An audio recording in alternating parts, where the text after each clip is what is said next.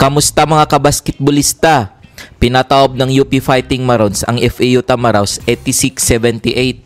Tinanghal na best player of the game si Jerry Abadiano sa likod na kanang 19 points at 4 rebounds.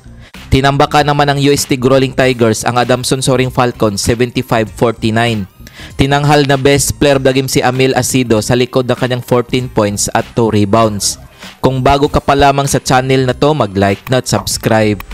Heto ang team standings as of November 17, 2024. LSU Green Archers 12 wins 2 losses. UP Fighting Marons 10 wins 3 losses. UST Growling Tigers 7 wins 7 losses. UE Red Warriors 6 wins 7 losses. Kung umabot ka dito sa video na to, mag-like na at subscribe. Adamson Soaring Falcons 5 wins 8 losses. FAU Tamaraws 5 wins 9 losses. NU Bulldogs 5 wins 9 losses. Ateneo Blue Eagles 4 wins 9 losses. Heto ang game schedule ngayong November 20, 2024 na gaganapin sa PhilOL Ecoel Center. Maglalaban ang UP Fighting Marons at UE Red Warriors alas 5:30 ng hapon.